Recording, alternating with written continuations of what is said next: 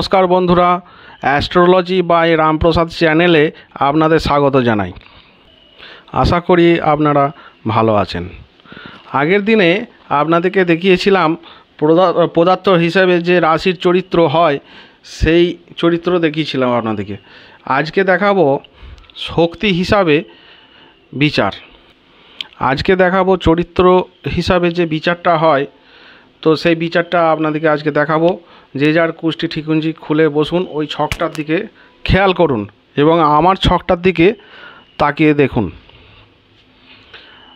Date একই নেওয়া হয়েছে আগের দিনের যে পদার্থ হিসাবে যে বিচারটা করেছিলাম, তো আজকেও সেই শক্তি হিসাবে সেই বিচারটাই করব। ডেট একই নেওয়া হয়েছে।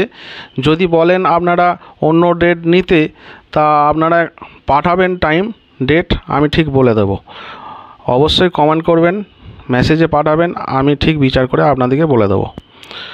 আজকে দেখা যাক শক্তি হিসাবে যে বিচারটা হয়, কিভাবে বিচার হয় সেটা দেখুন।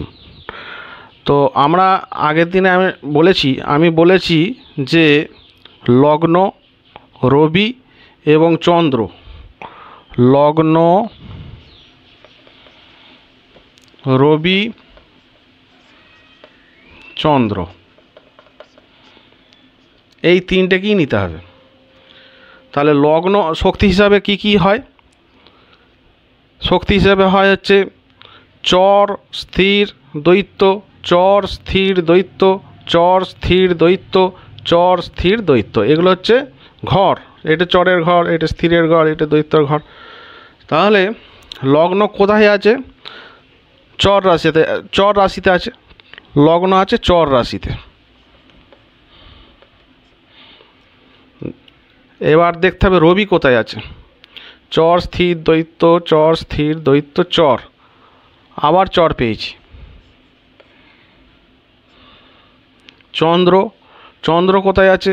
চর, স্থির, দৈত্য, চর, স্থির, দৈত্য।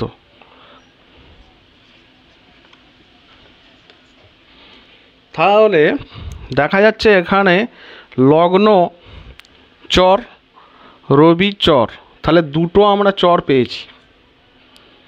তাহলে দুটো চর যখন পেয়েছি, তাহলে দৈত্যটা একটা পেয়েছি, তাহলে দৈত্যটার অতটা গুণ দেখতে পাওয়া যাবে না। তাহলে চর রাশি, তাহলে এই জাতক চর রাশি যেহেতু পেয়েছি, এই জাতকের কি বিচারটা হবে? এই বিচারটা হবে, এই রাশি নির্দেশ করে গতি, এক স্থান থেকে অন্য স্থানে গমন। এদের মধ্যে কর্মতৎপরতা দেখা যায়, বহুমুখিতা দেখা যাবে এবং চাঞ্চল্য ভাব দেখা যাবে, একাগ্রতার অভাব দেখা যাবে।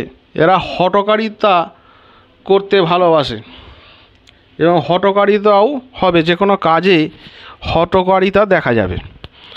এইরকমভাবে আপনারা আপনাদের ছকটা মিলান। যদি দেখেন যে লগ্ন যদি এই জায়গায় হয়ে যায়, লগ্নটা মনে করুন এই জায়গায় হয়ে গেল, তাহলে কি হবে? চর, স্থির, দৈত্য, চর, তাহলে লগ্নটাও চরে, আবার চরে পেয়ে গেলাম। তাহলে সেই একই রেজাল্ট দেখা যাবে। আশা করছি আপনারা বুঝতে পেরেছেন। যদি না বুঝতে পারেন আমাকে কমেন্টে জানান, মেসেজ করে জানান, আমি ঠিক বুঝিয়ে দেব। নমস্কার, ভালো থাকবেন।